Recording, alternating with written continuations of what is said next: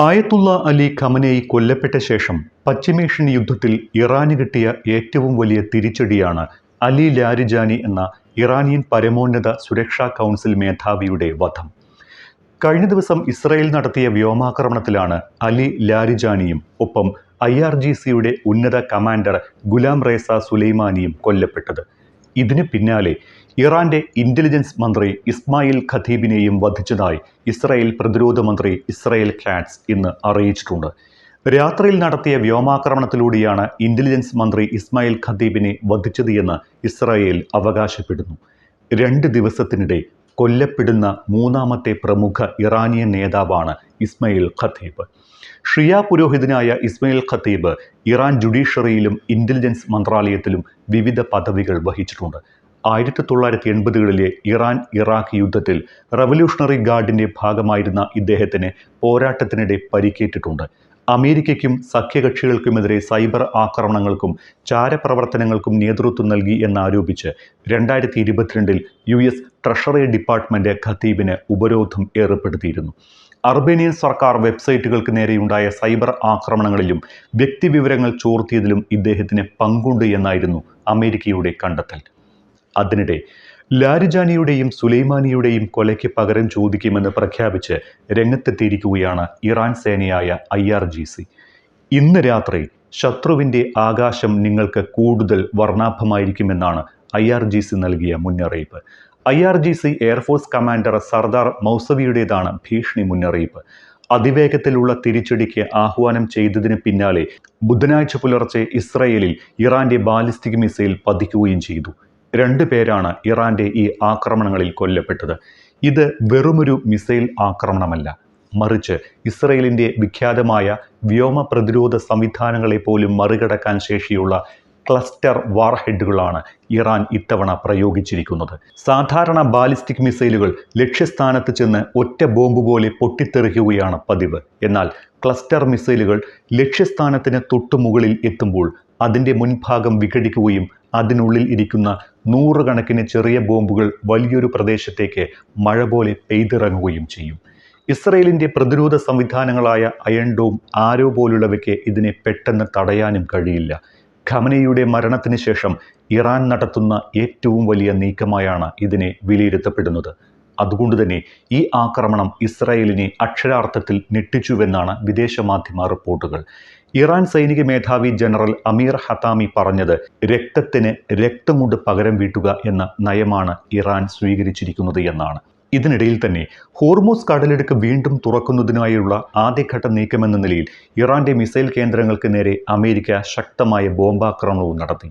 ഏകദേശം 2268 കിലോഗ്രാം, അതായത് 5000 പൗണ്ട് ഭാരമുള്ള ഭൂമിക്കടിയിലേക്ക് തുളച്ചു കയറാൻ ശേഷിയുള്ള ഡീപ്പ് പെനിട്രേറ്റർ ബോംബുകളാണ് ഇറാന്റെ തീരപ്രദേശങ്ങളിലെ ഒളിത്താവളങ്ങളെ ലക്ഷ്യം വെച്ച് അമേരിക്ക പ്രയോഗിച്ചത്. കഠിനമായ പാറക്കെട്ടുകൾക്കും കോൺക്രീറ്റ് പാളുകൾക്കും അടിയിൽ ഒളിപ്പിച്ചിരിക്കുന്ന സൈനിക ലക്ഷ്യങ്ങളെ തകർക്കാനാണ് ഇവ പ്രധാനമായും ഉപയോഗിക്കുന്നത്. കഴിഞ്ഞ വർഷം ഇറാന്റെ ആണവ കേന്ദ്രങ്ങളെ തകർക്കാൻ അമേരിക്ക ഉപയോഗിച്ച 30,000 പൗണ്ട് ബോംബുകളുമായി താരതമ്യം ചെയ്യുമ്പോൾ ഇവയ്ക്ക് പ്രഹരശേഷി കുറവാണ് എങ്കിലും മിസൈൽ കേന്ദ്രങ്ങൾ നശിപ്പിക്കാൻ ഇവ പര്യാപ്തമാണ് എന്ന് സൈന്യം വിലയിരുത്തുന്നു. അന്താരാഷ്ട്ര കപ്പൽ ഗതാഗതത്തിന് ഭീഷണി ഉയർത്തുന്ന ഇറാന്റെ ക്രൂയിസ് മിസൈലുകളെ നശിപ്പിക്കാനായാണ് ഈ സൈനിക നീക്കമെന്ന് US സെൻട്രൽ കമാൻഡ് പ്രസ്താവനയിൽ വ്യക്തമാക്കിയിട്ടുണ്ട്. അതേസമയം ഫെബ്രുവരി 28-ന് ഇറാനിൽ ഇസ്രായേലും അമേരിക്കയും സംയുക്തമായി യുദ്ധം ആരംഭിച്ച ശേഷം ഇറാന് കിട്ടുന്ന വലിയ തിരിച്ചടികളിൽ ഒന്നായിരുന്നു ലാരിജാനിയുടെ വധം. ആദ്യത്തെ വലിയ തിരിച്ചടി പരമോന്നത നേതാവായിരുന്ന ആയത്തുള്ള അലി ഖമനേയി വധിക്കപ്പെട്ടതായിരുന്നു. പക്ഷേ അപ്പോഴും പതറാതെ ഇറാനെ മുന്നോട്ട് കൊണ്ടുപോകുന്നതിൽ നിർണായക പങ്കുവഹിച്ച നേതാവായിരുന്നു അലി ലാരിജാനി. ഇറാൻ ഭരണകൂടത്തെ സുസംഘടിതമായി നിലനിർത്തിയത് അപ്പോഴും ലാരിജാനിയായിരുന്നു. IRGCയെ ഏകോപിപ്പിച്ച് ഇറാന്റെ തിരിച്ചടികൾ ആസൂത്രണം ചെയ്തതും അതിനെ ചുക്കാൻ പിടിച്ചതും അലി ലാരിജാനിയും സുരക്ഷാ കൗൺസിലുമായിരുന്നു. അതുകൊണ്ടുതന്നെയാണ് 67കാരനായ ലാരിജാനിയുടെ മരണം അത്രമേൽ വലിയ തിരിച്ചടിയായി ഇറാൻ വിലയിരുത്തുന്നത്.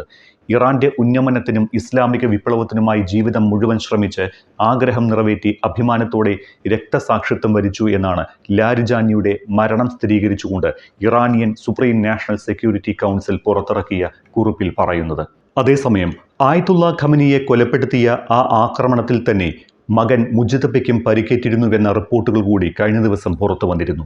അമേരിക്ക ഇസ്രായേൽ സൈനിക നടപടികളുടെ ആദ്യ ദിവസം തന്നെ മുജ്തബയുടെ കാലുകൾക്ക് പരിക്കേറ്റുവെന്നാണ് ന്യൂയോർക്ക് ടൈംസ് റിപ്പോർട്ട് ചെയ്യുന്നത്.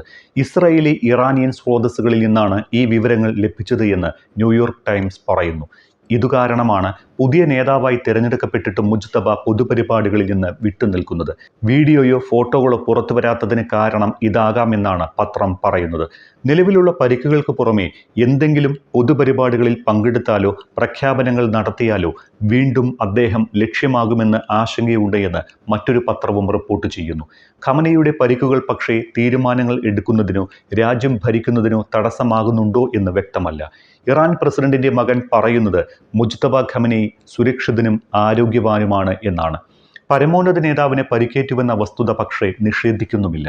സർക്കാർ ഉപദേഷ്ടാവ് യൂസഫ് പെസഷ്കിയാൻ ടെലിഗ്രാം ചാനലിലെ ഒരു പോസ്റ്റിൽ പറഞ്ഞത് ചില സുഹൃത്തുക്കൾ വഴി അറിഞ്ഞത് മുജ്തബ സുരക്ഷിതനും ആരോഗ്യവാനുമാണ് എന്നാണ്. അതിനിടെ തന്നെ അമേരിക്കൻ പ്രസിഡന്റ് ഡൊണാൾഡ് ട്രംപ് പരമോന്നത നേതാവിനെതിരായ ഭീഷണികൾ ശക്തമാക്കിയിട്ടുമുണ്ട്. മുജ്തബയ്ക്ക് സമാധാനത്തോടെ ജീവിക്കാൻ കഴിയില്ല എന്ന് അദ്ദേഹം ഉറപ്പിച്ചു പറഞ്ഞു. ഇറാന് മുന്നറിയിപ്പായി ഇസ്രായേൽ പ്രതിരോധ മന്ത്രി ഇസ്രായേൽ കാറ്റ്സും കഴിഞ്ഞ ആഴ്ച ഒരു പ്രസ്താവനയിൽ പറഞ്ഞത് ടെഹ്റാൻ നാമനിർദ്ദേശം ചെയ്യുന്ന ഏതൊരു വ്യക്തിയും ഉന്മൂലനത്തിനുള്ള വ്യക്തമായ ലക്ഷ്യമായിരിക്കുമെന്നാണ്. ഇസ്രായേലിനെ നശിപ്പിക്കാനും അമേരിക്കയെയും സ്വതന്ത്ര ലോകത്തെയും മേഖലയിലെ രാജ്യങ്ങളെയും ഭീഷണിപ്പെടുത്താനും ഇറാനിയൻ ജനതയെ അടിച്ചമർത്താനുമുള്ള പദ്ധതിക്ക് നേതൃത്വം നൽകുന്നതിനായി ഇറാനിയൻ ഭീകര ഭരണകൂടം നിയമിക്കുന്ന ഏതൊരു നേതാവും വ്യക്തമായ ലക്ഷ്യമായിരിക്കുമെന്നാണ് കാറ്റ്സ് അന്ന് പറഞ്ഞത്. ആ വ്യക്തിയുടെ പേര് എന്താണ് എന്നോ അയാൾ എവിടെ ഒളിച്ചിരിക്കുന്നു എന്നതോ പ്രശ്നമല്ല എന്നും കാറ്റ്സ് മുന്നറിയിപ്പ് നൽകിയിട്ടുണ്ട്. മുജ്തബ ഖമനയുടെ മുഖം വികൃതമായിട്ടുണ്ടാകാമെന്നാണ് അമേരിക്കൻ പ്രതിരോധ സെക്രട്ടറി പീറ്റ് ഹെഗ്സത്തിന്റെ നിലപാട്. ആളെ തിരിച്ചറിയാൻ കഴിയാത്ത വിധം പരിക്കേറ്റതുകൊണ്ടാകാം മുജ്തബ ഒളിവിൽ തുടരുന്നത് എന്നും ഹെഗ്സത്ത് പറഞ്ഞിരുന്നു. 56-കാരനായ മുജ്തബ കോമയിലാണ് എന്നും എന്നാൽ കൊല്ലപ്പെട്ടുവെന്നും US പ്രസിഡന്റ് ഡൊണാൾഡ് ട്രംപ് ഉൾപ്പെടെ പ്രസ്താവനകൾ ഇറക്കുന്നതിനിടയിലാണ് പുതിയ വാർത്തയും പുറത്തുവരുന്നത്. അതുകൊണ്ട് തന്നെ മുജ്തബ ഖമനേയി എവിടെയാണ് ഉള്ളത് എന്ന് രഹസ്യമായി വെച്ചിരിക്കുകയാണ് ഇറാൻ. ഇതിനിടയിൽ തന്നെ ഇറാന്റെ പരമോന്നത നേതാവ് മുജ്തബ ഖമനേയി റഷ്യയിൽ ചികിത്സയിലാണ് എന്ന സൂചന പുറത്തു വന്നിട്ടുമുണ്ട്. കുവൈറ്റ് മാധ്യമമായ അൽ ജാരിദയാണ് ഈ വാർത്ത പുറത്തുവിട്ടത്. അമേരിക്ക ഇസ്രായേൽ ആക്രമണത്തിൽ മുജ്തബയെ അതീവ രഹസ്യമായി റഷ്യൻ വിമാനത്തിൽ മോസ്കോയിൽ എത്തിച്ചതായും ശസ്ത്രക്രിയയ്ക്ക് വിധേയനായി എന്നുമാണ് റിപ്പോർട്ട്. റഷ്യൻ പ്രസിഡന്റ് വ്ളാഡിമിർ പുടിന്റെ പ്രത്യേക താൽപര്യപ്രകാരമാണ് മുജ്തബയെ റഷ്യൻ പട്ടാളം മോസ്കോയിൽ എത്തിച്ചത് എന്നും പത്രത്തിൽ പറയുന്നു. മുജ്തബയുടെ ഒരു കാൽ മുറിച്ചു മാറ്റേണ്ടി വന്നതായും ചില റിപ്പോർട്ടുകൾ പറയുന്നുണ്ട്. പക്ഷേ ഇതിൽ സ്ഥിരീകരണമില്ല. ഫെബ്രുവരി 28-ന് അമേരിക്കയും ഇസ്രായേലും ചേർന്ന് നടത്തിയ ആക്രമണത്തിൽ മുജ്തബ ഖമനേയ്ക്ക് ഗുരുതരമായി പരിക്കേറ്റു. കരളിനും മറ്റ് സുപ്രധാന ആന്തരിക അവയവങ്ങൾക്കും മുറിവേറ്റതായും ചില റിപ്പോർട്ടുകളിൽ പറയുന്നുണ്ട്. റഷ്യൻ പ്രസിഡന്റ് വ്ളാഡിമിർ പുടിന്റെ വസതിയോട് ചേർന്നുള്ള സ്വകാര്യ മെഡിക്കൽ കേന്ദ്രത്തിലാണ് മുജ്തബ ഖമനേയി ഉള്ളത് എന്നാണ് വിവരം. റഷ്യ ഈ വാർത്തയോട് പ്രതികരിച്ചിട്ടുമില്ല. എന്നാൽ മുജ്തബ പൂർണ്ണ ആരോഗ്യവാനാണ് എന്നാണ് ഇറാൻ വിദേശകാര്യ മന്ത്രാലയം അവകാശപ്പെടുന്നത്. മുജ്തബ ഖമനിയെ ഇസ്രായേലോ അമേരിക്കയോ ലക്ഷ്യം വെച്ചാൽ റഷ്യയും ചൈനയും ശക്തമായി പ്രതികരിക്കുമെന്ന് മുന്നറിയിപ്പ് നൽകിയിട്ടുണ്ട്. നിലവിൽ പുടിൻ നൽകുന്ന സംരക്ഷണയിൽ ഇറാന്റെ പുതിയ നേതാവ് ആരോഗ്യം വീണ്ടെടുക്കുന്നതായും റിപ്പോർട്ടുകൾ സൂചിപ്പിക്കുന്നു. അതേസമയം ഈ വാർത്തകളിലൊന്നും മറ്റ് സ്ഥിരീകരണങ്ങൾ ഒന്നും വന്നിട്ടില്ല എന്നതും എടുത്തു പറയേണ്ടതാണ്. മാർച്ച് 8-നാണ് മുജ്തബ ഖമനേയിയെ ഇറാന്റെ പുതിയ പരമോന്നത നേതാവായി പ്രഖ്യാപിച്ച വാർത്തകൾ പുറത്തു വന്നത്. ഈ റിപ്പോർട്ടുകളിൽ എന്തെങ്കിലും സത്യമുണ്ടോ എന്ന് ക്രെംലിൻ വക്താവ് ദിമിത്രി പെസ്കോവിനോട് മാധ്യമപ്രവർത്തകർ ചോദിച്ചുവെങ്കിലും വാർത്ത സ്ഥിരീകരിക്കുകയോ നിഷേധിക്കുകയോ ചെയ്തില്ല. മുജ്തബ ഖമനേയി റഷ്യയിൽ എത്തിയെന്ന വാർത്ത ശരിയെങ്കിൽ അത് അമേരിക്കയ്ക്കും ഇസ്രായേലിനും കനത്ത തിരിച്ചടിയാണ്.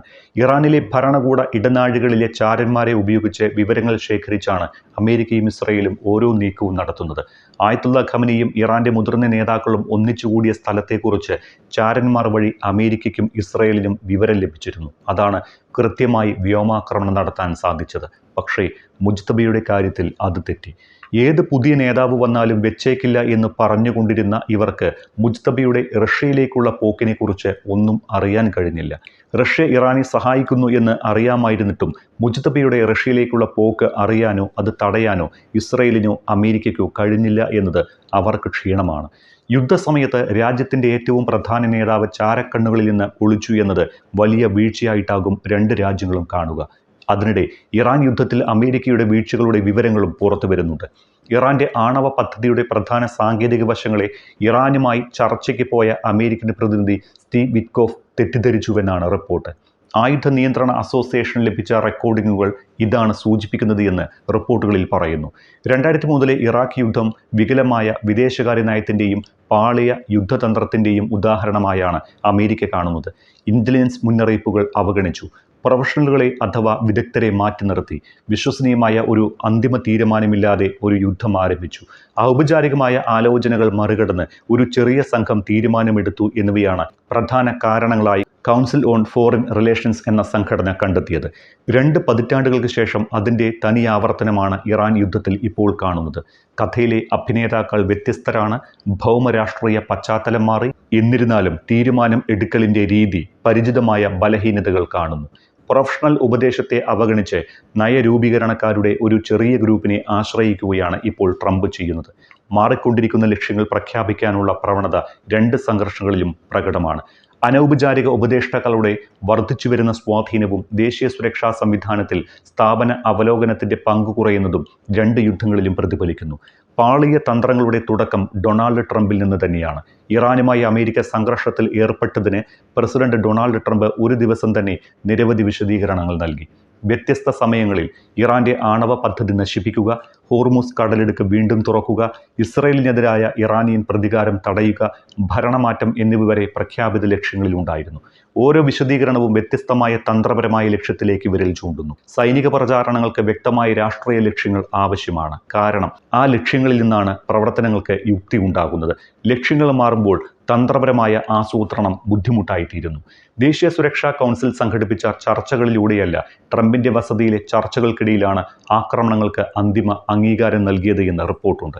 അമേരിക്കൻ ഉദ്യോഗസ്ഥർക്കും ആയുധശേഖരത്തിനുമുള്ള അപകട സാധ്യതകൾ ചൂണ്ടിക്കാട്ടി ജോയിന്റ് ചീഫ്സ് ഓഫ് സ്റ്റാഫിന്റെ ചെയർമാൻ ജനറൽ ഡാൻ കെയ്ൻ മുന്നറിയിപ്പ് നൽകിയതാണ്. ട്രംപ് ആ മുന്നറിയിപ്പുകൾ തള്ളിക്കളഞ്ഞു. ആക്രമണങ്ങൾക്ക് അനുമതി നൽകി. രാഷ്ട്രീയ പരിഗണനകൾക്കൊപ്പം സൈനിക ഉപദേശവും പ്രസിഡന്റുമാർ പരിഗണിക്കാറുണ്ട്. ഇവിടെ വ്യക്തിഗത വിധിന്യായമാണ് തീരുമാനങ്ങൾക്ക് ആധാരം. പ്രസിഡന്റിന്റെ നിർദ്ദേശം പെന്റഗണിലെ പ്രവർത്തന ആസൂത്രണത്തിലേക്ക് മാറേണ്ടതുണ്ട്. പ്രതിരോധ സെക്രട്ടറി പീറ്റ് ഹെക്സത്തിന്റെ കാലത്ത് ഈ പ്രക്രിയ ഇല്ല എന്ന് തന്നെ പറയാം.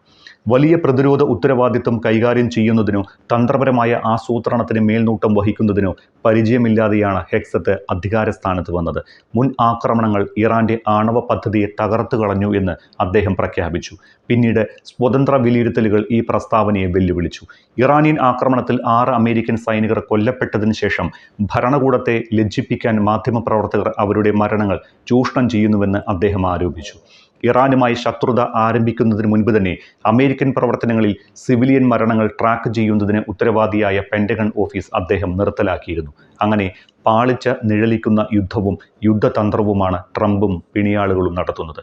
അതിനിടെ ഏറ്റവും വലിയ ശത്രുവായ മുജ്തബ ഖമനേയി ലോക പോലീസിന്റെ കണ്ണുവെട്ടിച്ച് ശത്രുവായ വ്ളാഡിമിർ പുടിന്റെ സംരക്ഷണയിൽ കഴിയുന്നു എന്നതും ട്രംപിന് വലിയ ക്ഷീണമാണ് എന്നതിൽ തർക്കമില്ല.